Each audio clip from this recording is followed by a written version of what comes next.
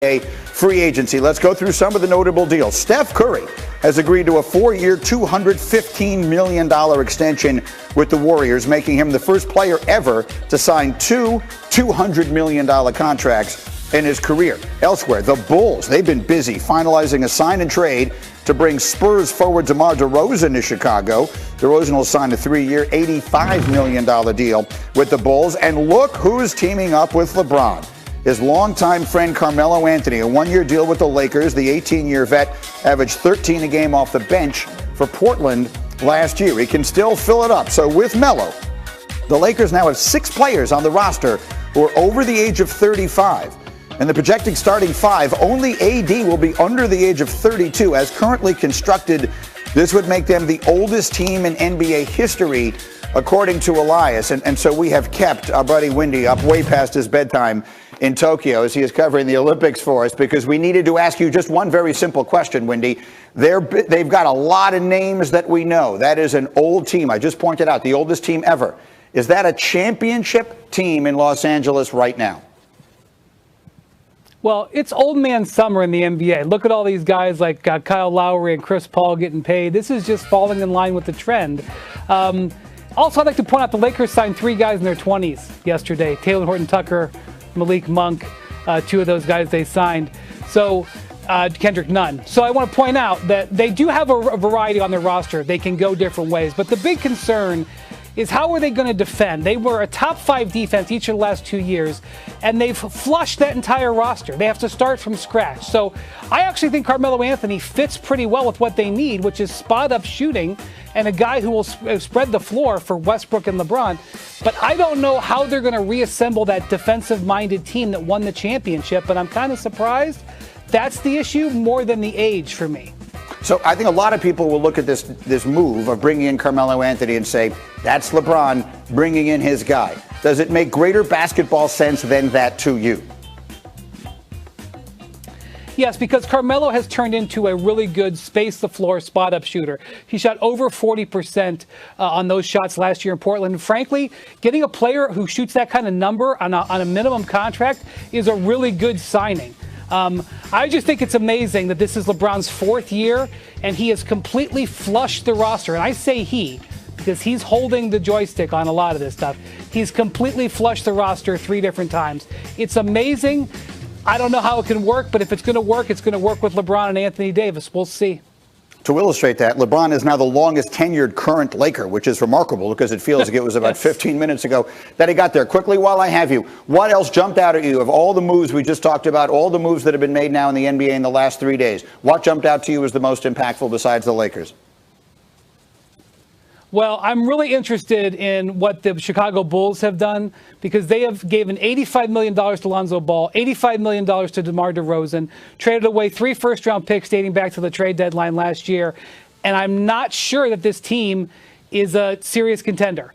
And I'm not sure that this team is going to be able to keep Zach LaVine happy because they're not extending his contract. So Chicago is going to be a team we're going to watch very closely. But, hey, they haven't made the playoffs in 4 years. That hasn't been something I could say in a long time. So I guess they win on that one. They're going for it in a big way, and so is this man. We'll see you later on the jump. Get some rest, Windy. Thank you so much. He's working all hours in Tokyo, doing outstanding work. Oh, boys teaming up in Los Angeles. The AARP squad. Oh! Listen, nothing to see here, right? See, you either die the hero or stay around long enough to see yourself become the villain. I think this Laker team is going to be perceived as some villains. Like, it's like the who's who of, like, the 90s, like the best of the 90s show or the best of the early 2000s show.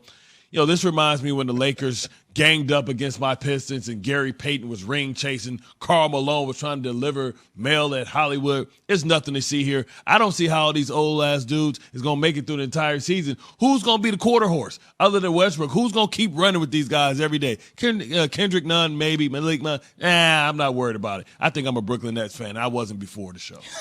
Yeah, there'll be a lot of load management this season as we talk about those guys getting up there in age. Yeah, but a lot of Metamucil. But from a front office standpoint, Mike, you know LeBron and Melo, they're tight, they're boys. And you're starting to see this, right? Guys teaming up with guys that they like, friends. How do you handle that from a front office standpoint?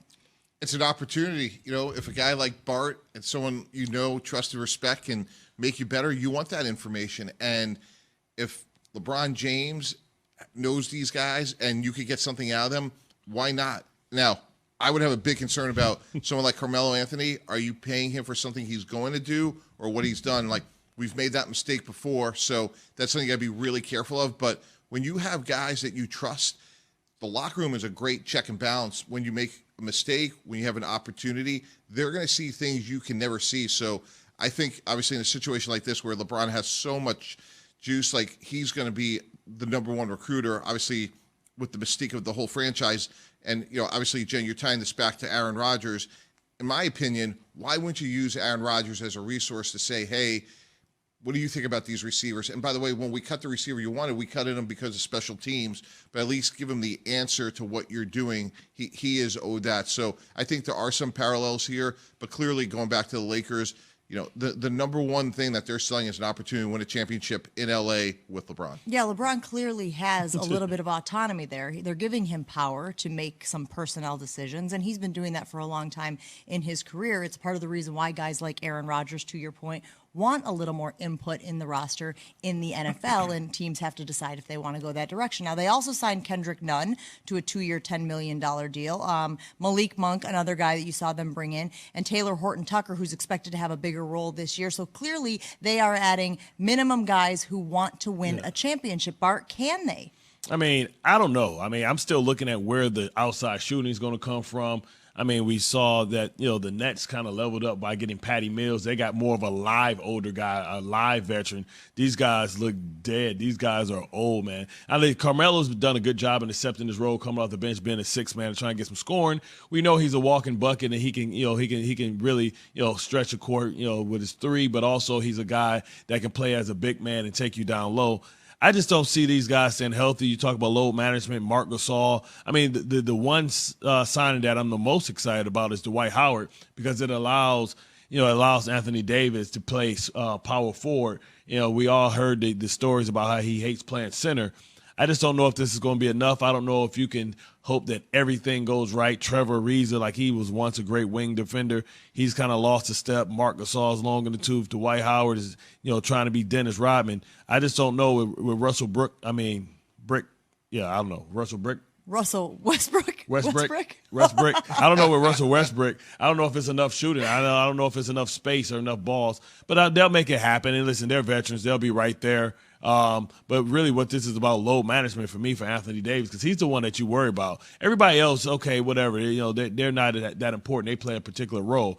LeBron James needs Anthony Davis to have a full season, healthy, and needs him to carry him because at this point, much like Shaq was when he went to Miami, you need a guy like Flash to kind of be the young energy and enthusiasm and be able to set it on the day-to-day. All these players are great, and they can be great at certain nights. You just can't expect them to be all great the same night. It's interesting, but like you talk about their bigs like Dwight Howard, Anthony Davis, Gasol.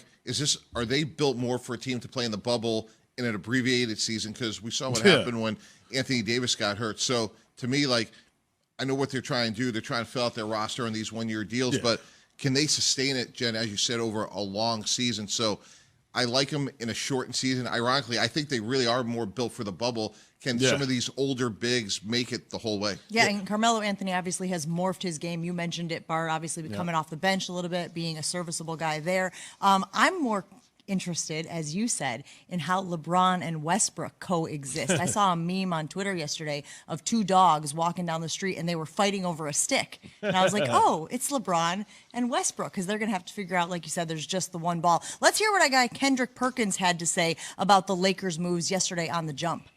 What Rob Pelinka did yesterday, all he did, Rachel, was set the temperature. He set the temperature by going sign Trevor Ariza, Kent Bazemore, Wayne Ellington, and all of those guys. And now all of a sudden he had the cake ready to bake and he went put it in the oven by sealing the deal and going to get Carmelo Anthony. The mission is complete along with Dwight Howard. Book it. The Lakers are on their track, back on track. All right, so he's on in. track. You gotta love Kendrick. Listen, prisoner of the moment. You gotta love his enthusiasm and love his energy. But come on, man, he turned the temperature up because old people need warm weather. They can't regulate their body type. They become cold-blooded animals at some point.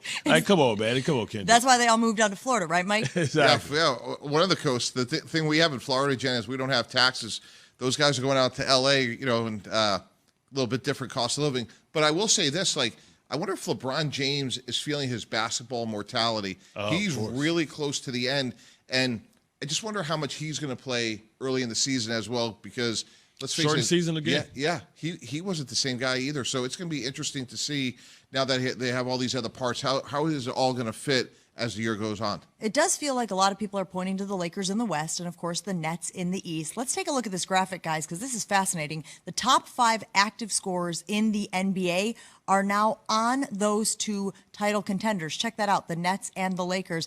Stats incredible, brought to you by My Computer Career, training for a better life. So that brings up this question, Bart. Who's got more pressure right now? Is it the Lakers or the Nets to win a title this season? Well, I think the pressure is always on LeBron because he's always chasing the GOAT, right? Space Jams, bombed in theaters, you know what I mean? And he probably, promised some of these guys a party and house party too or something like that. That's probably how they're going to recoup some of that cheese that they lost off their taco. But for me, I think it's definitely the Brooklyn Nets right now is because, they can probably break up and, they maybe have one more year left together before guys are going to have to sacrifice and decide if they're going to sacrifice financially again. But for me, LeBron James is chasing Michael Jordan.